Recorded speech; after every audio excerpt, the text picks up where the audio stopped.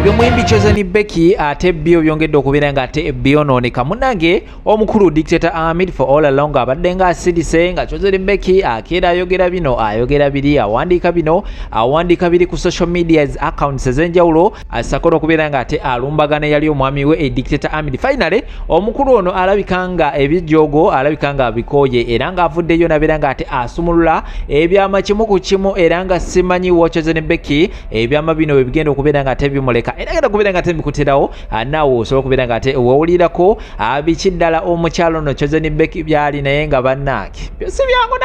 byesi byangu n'akamu. Ate ye omukyala Rashida eyali mukyala wa Sekajja avuddeyo nabeera nga ate naye yeesoga studio aweereza Chosen Becky akayimba era nga akayimba kano alina ebigambo bingi nnyo basobola okubeera nga ate akateeka mugenda okubeera nga ate bikuterawo naawe osobola okubeera nga ate wewulirako olutalo nowa welusobodde okubeera nga ate lutuuka gwe tula butuzikalira funa side yo gyogwako video ngenda kusaba gintereka ekigawo likinga gisharingirako abala comment section kugambye ebeera open whenever ng'olina kyewandagala okubeera nga ate oyogerako wansawo okiddawo n'obeera nga ate osulawo endowooza subscribinga buli wena bandese video ojja kubeera nga ate ofuna notification nti kakati atagugudde side zeno ogegano Sheikh Ashraf musomo wa dduwa zeze namba zisimu zolaba zimu kubeera nga tezitawo wansawo munoonyeko ajja kubeera nga takulombera edduwa bikyaganye ebijja kubeera nga tebitera kankoolta luno olwa Chosen Becky wayo lutuuse oluvannyuma ate tulabe kiki ekiddako temubaawo.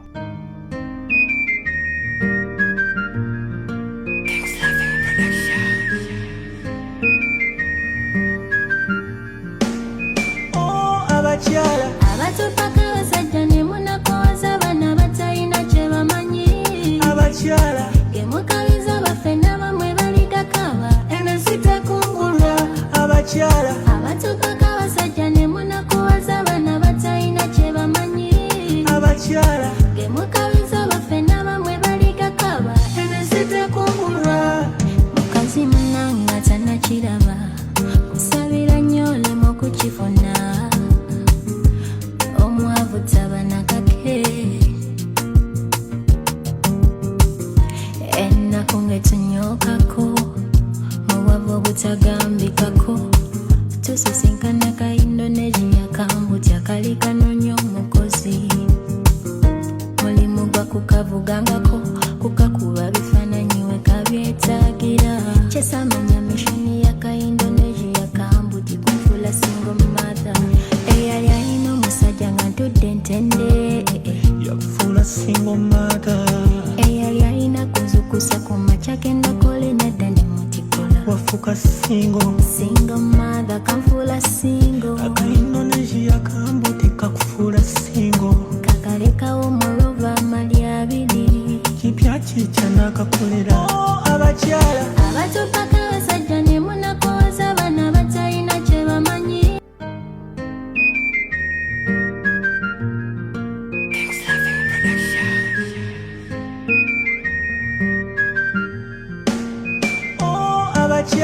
Abatupaka basajja ne munakoza abaana batalina kye bamanyi abakyala gemukabiza bafena bamwe baligakaba ensi tekungulwa abakyala abatupaka basajja ne munakoza abaana batalina kye bamanyi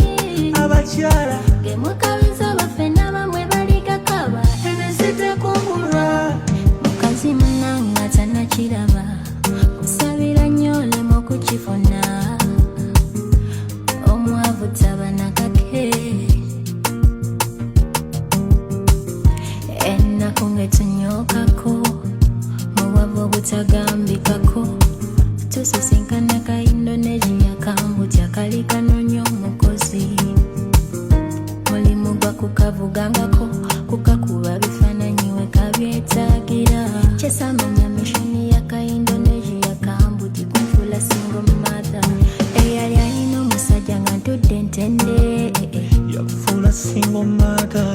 eyali alina kuzukusa ku makya kendakole nedda ne mutikola wafuuka single mother kanfuula single aka Indonesia kambuti kakufuula single kakalekawo mulova amali abiri kipya kikya n'akakolera abakyala abatupaka basajja ne munakoza abaana batalina kye bamanyi. Emboozi yabadde mpanvu nnyo ebimu olw'obutayagala kwesittaza bantu abagira Chosen Becky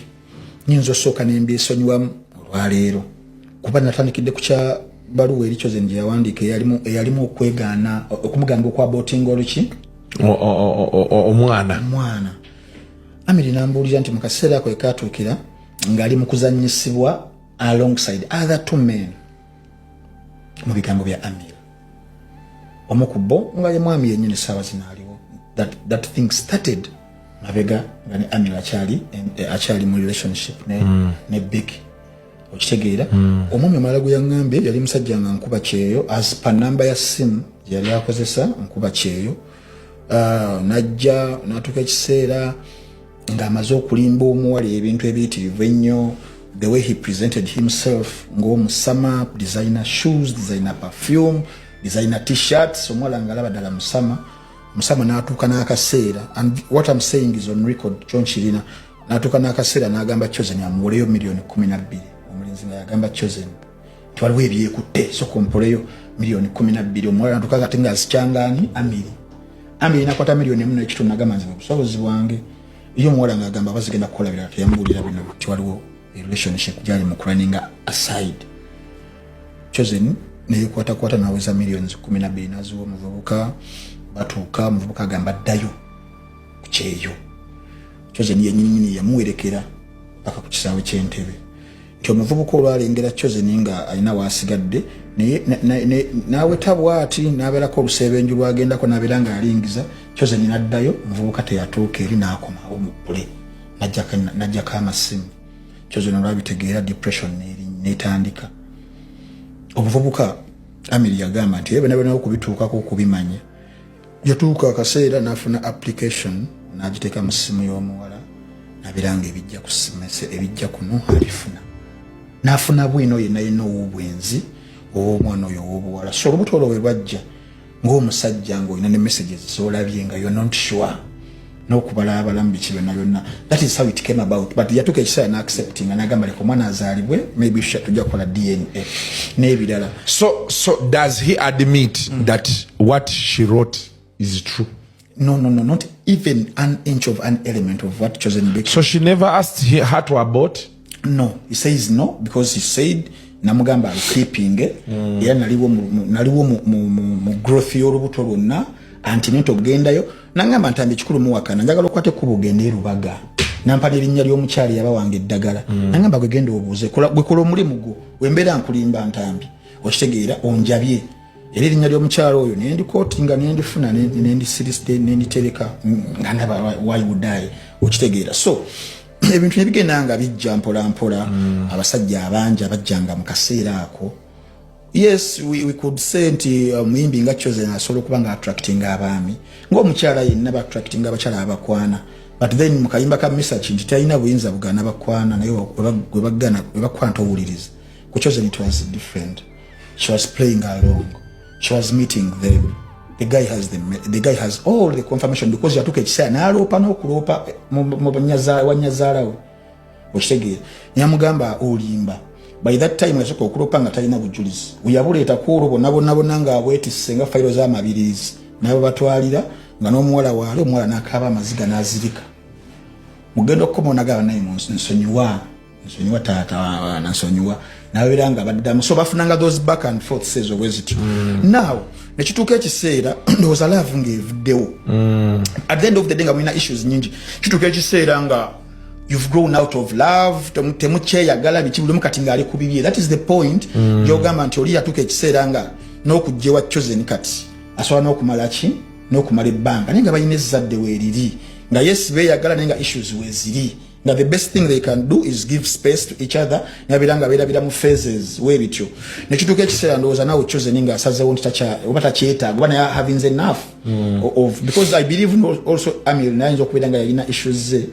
he had his shortcomings towards the girl probably maybe nga nezezimu ezasobozesanga omuwala maybe okukola byakola ng'ebyo weebityo kuba saagala kukatira Chosen nti yalina obuzibu abantu bana obuzibu ku sides zombi but whatever ne batuuka ekiseera nga tebakyasobolagana kubeera bonna Chosen Becky tali mu mukwano Chosen Becky ali ku revenge abaana bano bwe baali batandika okweyagala bigambo bingi byayitingana ate bwe baazaala omwana ne gujja bagira Chuzeni Becky gwe sitomulamba ng'oyagaza ki omusajja gw'osinga ssente. Chuzeni Becky gwe alina erinnya ku basajja bonna n'olonda yooyo. Chuzeni Becky yabaanikuzanga ekigambo kimu nti nze sinoonya ssente nnoonya mukwano.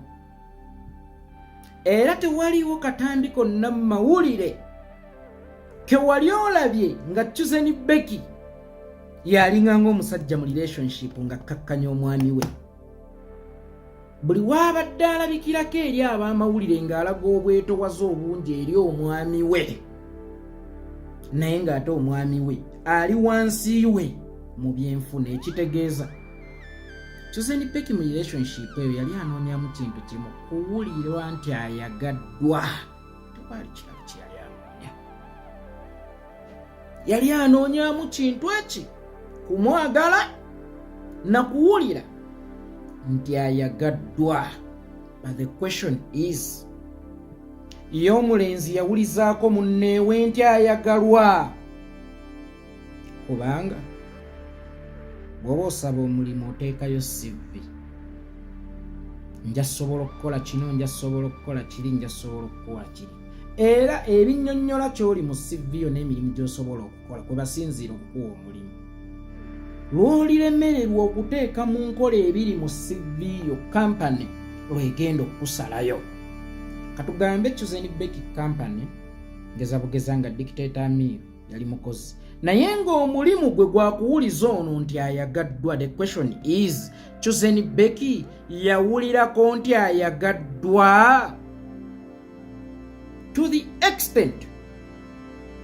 omuwala oyo yatuuka okukolako katambi gye buvuddeko nga bakyalina oli omukadde so n'omupya.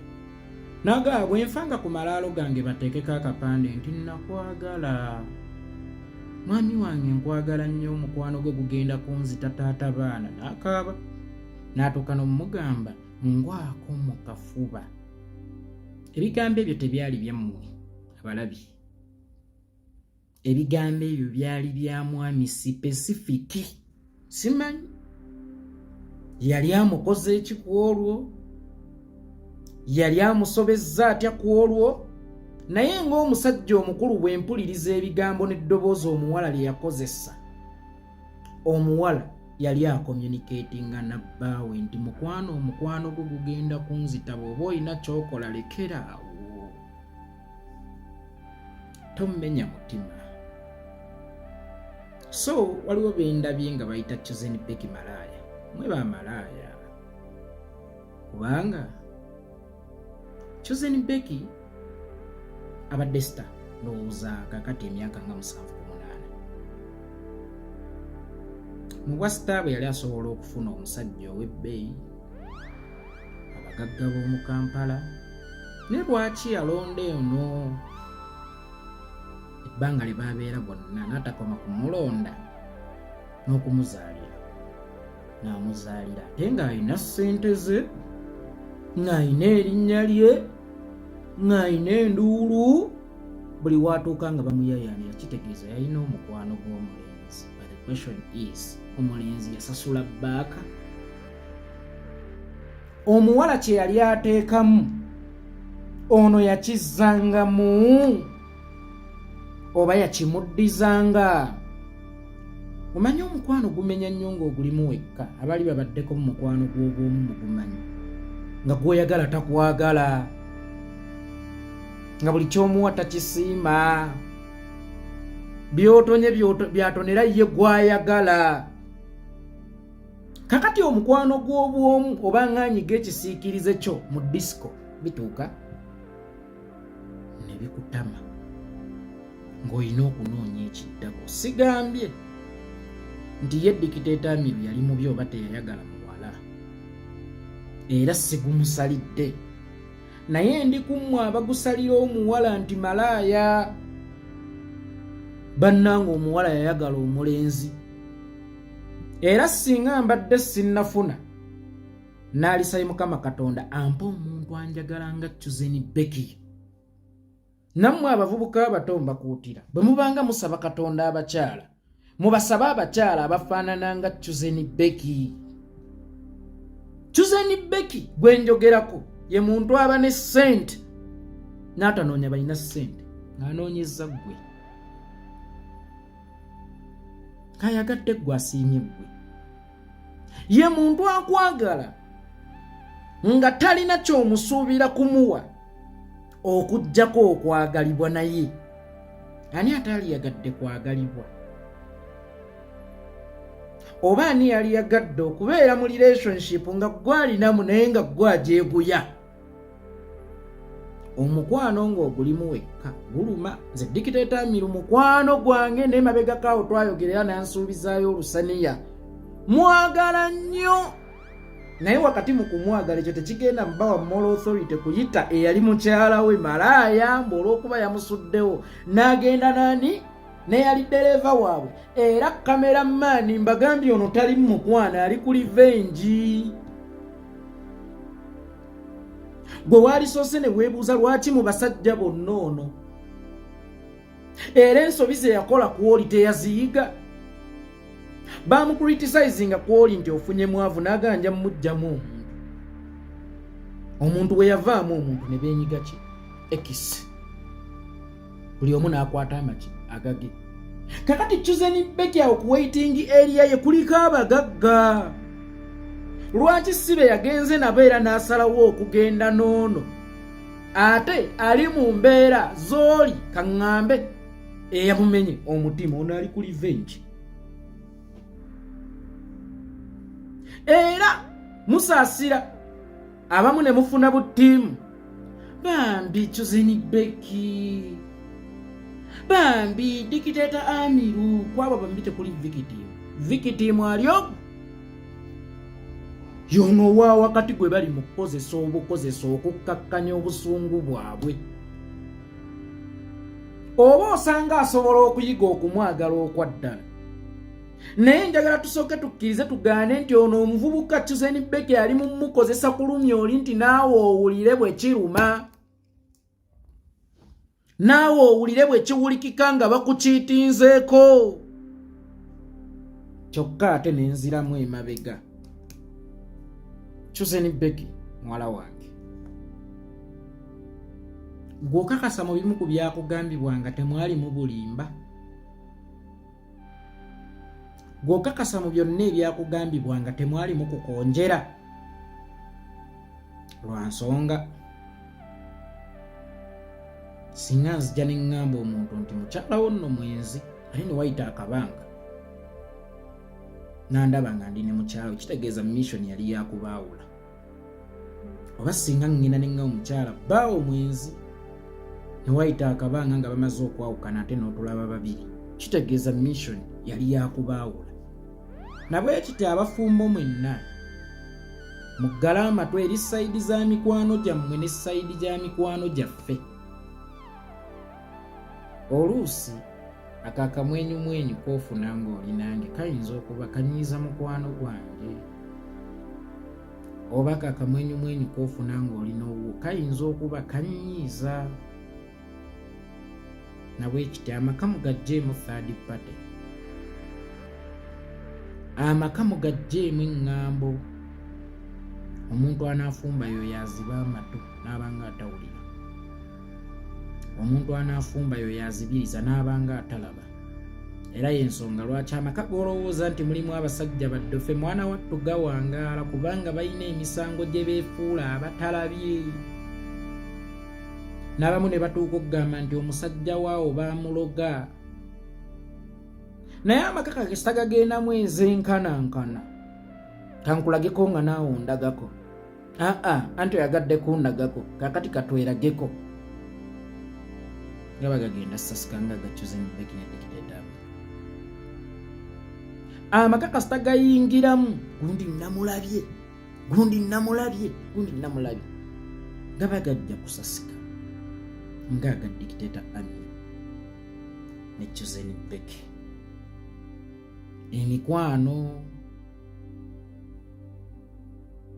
emikwano gibeerenga bweru wanju emikwano tegibeeranga mu maka era nze ensonga lwaki ebiseera ebisinga bano abatutumufu we bagwako ekintu nga kino mba njagala okukyogerako nti mmwe abalala mukirabireko Abalungi abatuuliriza era abatulaba olunaku olwaleero tukyaddeko ewa Sheikh Ashraf Dembe. Sebo sanyusa okubalaba. Amannya agange nze Sheikh Ashraf Dembe akola ku bizibu by'enjawulo. Omuntu singa aba alina ebirwadde musomereddwa tunywa amazzi ga lukuya nga bw'obadde ogalaba tugenda abantu ku kyoto ne twokya emizimu emibi egibabaamu n'okulomba edduwa abantu singa abeera ng'ali wano atuuse sobola okumulombera edduwa ne waba atatuuse nga mpadde amannya ge naye ng'ali wala neetaaze enamba yange yeeno eri 0707363711 nammwe bannyinaffe abali ebweru oyagala okuba nti oyagala okulombera ku dduwa ng'olina ebizibu viza zibuze amaka gakolongotana sente zikola zimpita mu ngalo ojja kumpeereza ekifaananyi kyo n'amannya go ebyo byokka bijja kummala nja kukulombera edduwa ojja kutereera olunaku olusembayo mu mwezi mba n'edduwa eyawamu ffenna n'abalwadde bange abakadde n'abapya. Salaamu alaikum warahmatullahi wabarakatuh.